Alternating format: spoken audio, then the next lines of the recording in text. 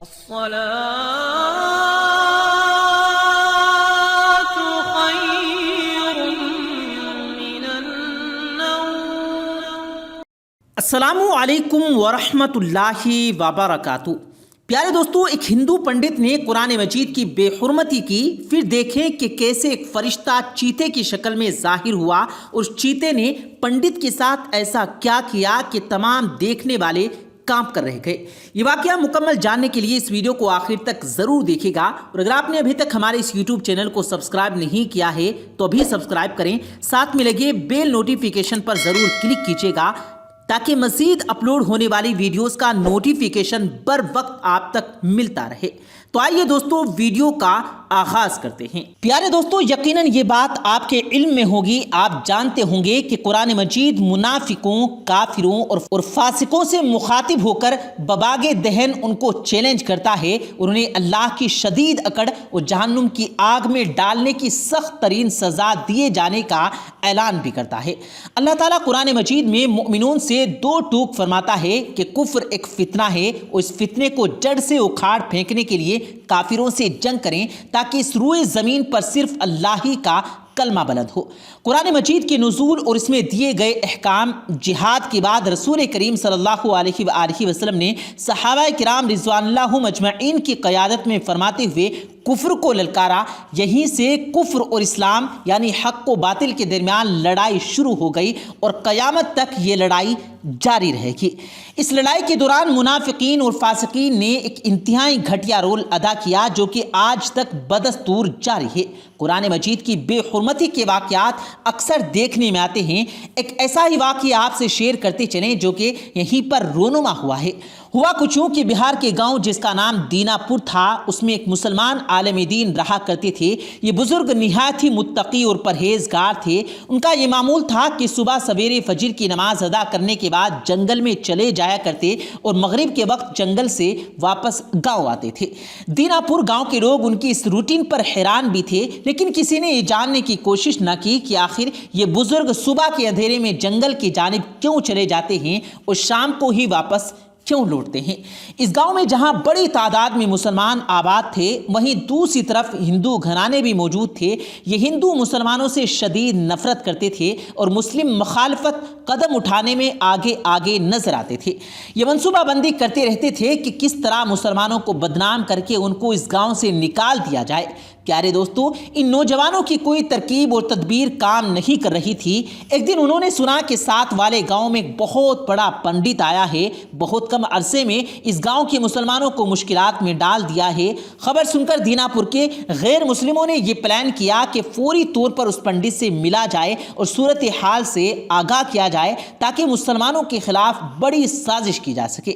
یوں دینا پور کے تمام غیر مسلم اس پنڈت کے پاس جا پہنچے اور تمام حالات بیان کر دیے۔ اس پنڈت نے کہا کہ میں خود تمہارے گاؤں آ کر حالات کا جائزہ لوں گا، جس کے بعد ہم مسلمانوں پر وار کر دیں گے۔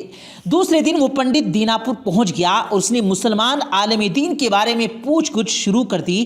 اس پنڈت کو بتایا گیا کہ ایک عالم دین ایسے ہیں جو صبح صادق جنگل میں چلے جاتے ہیں اور شام کو ہی واپس لوٹتے ہیں۔ یہ جان کر اس مکار پنڈت نے ایک جھوٹی کہانی گڑھی اور دوسرے دن جیسے ہی سورج نکلا، اس نے گاؤں میں اعلان کرا دیا کہ مسلمانوں کا یہ عالم دین روزانہ جنگل میں اپنے جھوٹے خدا سے ملنے جاتا ہے اور گاؤں والوں سے چھپاتا ہے۔ آج میں اور دوسرے غیر مسلم لوگ جنگل میں جا کر اس کی پول کھول کر رکھ دیں گے، اسے قتل کر کے گاؤں واپس لائیں گے۔ پیارے دوستو، یہ سن کر دینا پور کے مسلمان پریشان ہو گئے اور اس پنڈت کے پیچھے ہو لیے جو اپنے چیلوں کے ساتھ لیے جنگل کی جانب چل رہا تھا۔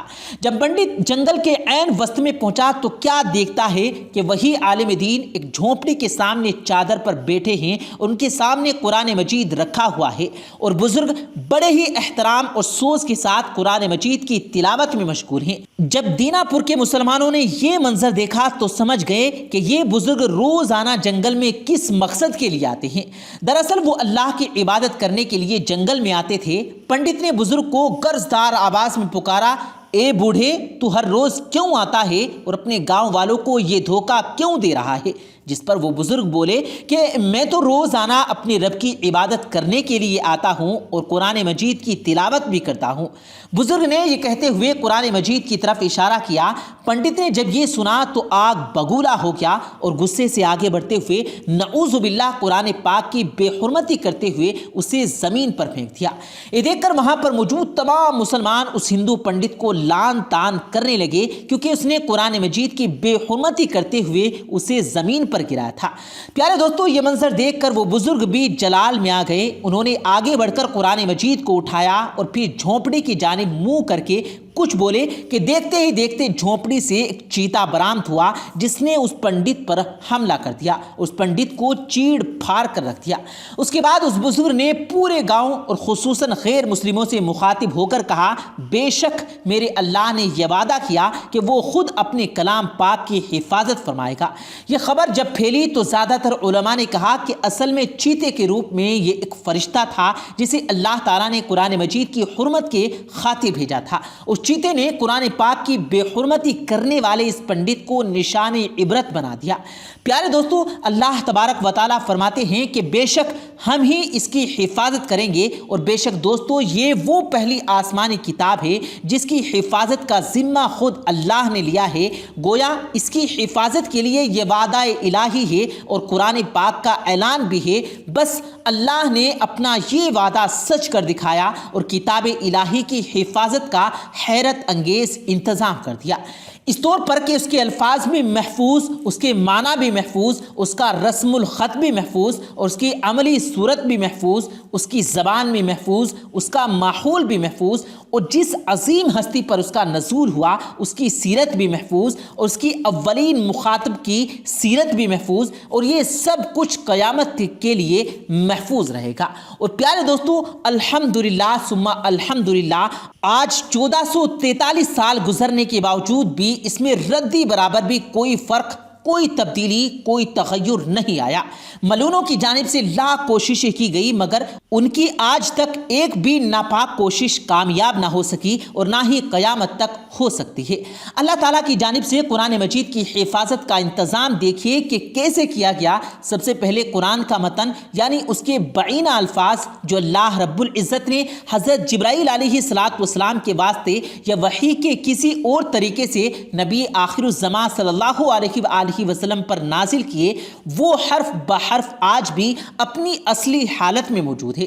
آپ صلی اللہ علیہ وآلہ وسلم پر جب وحی نازل ہوتی تو آپ فوراً کاتبین وحی میں سے کسی ایک سے کتابت کروا لے یعنی لکھوا لیتے تھے، پھر صحابہ اسے نبی کریم صلی اللہ علیہ وآلہ وسلم کی زبان اقدس سے بھی سنتے اور جو لکھا ہوا ہوتا اسے محفوظ کر لیتے۔ اسی طرح 23 سال تک قرآن مجید نزول کے وقت لکھا جاتا رہا۔ صحابہ کرام نے اسے حفظ کیا کیونکہ نبی کریم صلی اللہ علیہ وآلہ وسلم نے اس کے حفظ کی بڑی فضیلتیں بتائی۔ ایک روایت کے مطابق قرآن مجید اپنے سینے میں محفوظ کرنے والے سب سے پہلے صحابی حضرت عثمان بن عفان رضی اللہ تعالی عنہ ہیں، یعنی اللہ تعالیٰ نے قرآن پاک کو لفظ بلفظ یاد کرنے کا اہتمام کیا اور اس طرح قرآن پاک سینہ در سینہ دونوں میں مکمل لفظاً محفوظ ہو گیا، اور یہ سلسلہ نسل در نسل جاری ہے اور قیامت تک جاری رہے گا۔ جی تو پیارے دوستو، یہ تھی ہماری آج کی ویڈیو، امید ہے آپ کو پسند آئی ہوگی۔ اس ویڈیو کو لائک کرتے ہوئے دوستوں کے ساتھ ضرور شیئر کیجیے گا۔ ہم ملتے ہیں پھر ایک کسی قیمتی ویڈیو کے ساتھ، تب تک کے لیے اللہ حافظ۔